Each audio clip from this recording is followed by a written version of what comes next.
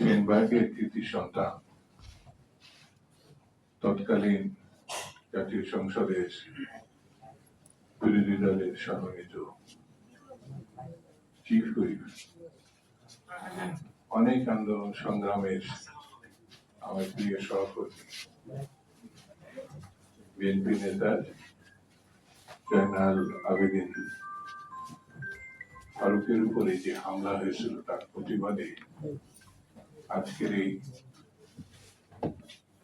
সভার সম্মানিত সভাপতি জনাব এবিএম ফারুক, আর এখানে উপস্থিত এক সময়ের ছাত্র নেত্রী, এখন বিএনপির নেত্রী, জাতীয় সংসদের মাননীয় একাধিকবারের সংসদ সদস্য, সুবক্তা বেগম শামী আক্তার, কৃষক দলের সম্মানিত নেতা, সহসভাপতি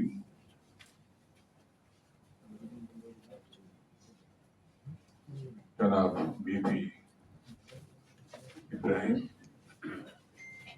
আমাদের রিপন সিরাজি সহ সম্মানিত নেতৃবৃন্দ, ভাই এবং বোনেরা, মিডিয়ার বন্ধুরা, আসসালামু আলাইকুম। আপনার ছোট পরিসরে হলেও আজকের এই সভা খুব গুরুত্বপূর্ণ, কারণ বাংলাদেশের জাতীয় সংসদে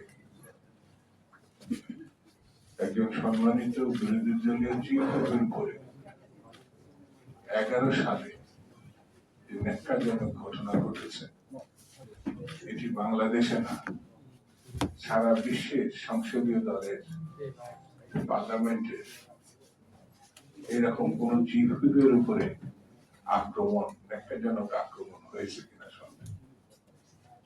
কোথাও এটা আমার কাছে মনে হয়েছে সেখানে ওই ঘটনা যখন ঘটে, সেখানে যে একজন আন্দোলনকারী ফারুক সাহেব সেখানে ছিলেন, আন্দোলনের প্রতিবাদ মিছিলের অংশ সেখানে আমাদের সামনে ছিল সংসদ সদস্য হিসাবে। তারা তৎকালীন সরকার, ফ্যাসিস্ট সরকারের বিরুদ্ধে, হাসিনা সরকারের বিরুদ্ধে সেখানে তারা জাতীয় সংসদ থেকে বেরিয়ে প্রতিবাদ মিছিলের একটা ঘটনার প্রেক্ষিতে তারা প্রতিবাদ মিছিল, সেই মিছিলের উপরে আক্রমণ হয়েছিল। আমার ভাবতেও ঘৃণা লাগে, আমিও এক সময় জাতীয় সংসদ সদস্য ছিলাম, কিন্তু এইরকম ভাবে প্রকাশ্য, এটা যদি ঘরের মধ্যে হতো, অপ্রকাশিত অন্য জায়গায় হতো, সেটা আলাদা কথা ছিল, কেউ দেখে নাই।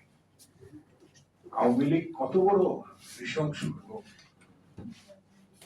হত্যাকারী দল, ফ্যাসিস্ট দল, গুন্ডাতন্ত্র প্রতিষ্ঠা করার জন্য সেদিন জয়নাল আবেদিন ফারুকের উপরে হামলা হয়েছে। আল্লাহ তাকে রক্ষা করেছে।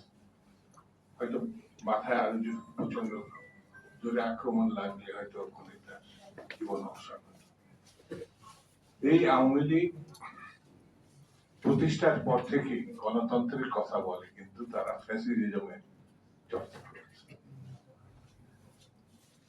মওলানা ভাসানের থেকে শুরু করে এমন কোন জাতীয় নেতৃত্ব ছিল না পাকিস্তান সহ বাংলাদেশে যার উপরে তারা আক্রমণ করে। সর্বশেষ আমাদের দেশ নেত্রী বেগম খালেদা জিয়ার গাড়িবহরের উপর তারা করেছে। তারা বেগম খালেদা জিয়ার মিথ্যা মামলায় জেলখানায় 10 বছর 6 বছর জেলে রেখেছে। এটা ভাবা যায়? 3 বারের প্রধানমন্ত্রী, যিনি কখনো নির্বাচন ছাড়া ক্ষমতায় আসেননি, যখনই নির্বাচনে তিনি গেছেন এবং নিজে প্রার্থী হয়েছেন 23টা আসনে, কখনো তিনি পরাজিত হন নাই। এটা ইতিহাস। সেই নেত্রীর উপরে যে আক্রমণ, মানে মিথ্যা মামলায় জেলখানায় ভরা, আর সব থেকে মর্মান্তিক হচ্ছে ডাক্তার বলছে তার চিকিৎসা কথা শুনতে ডাক্তার বলছে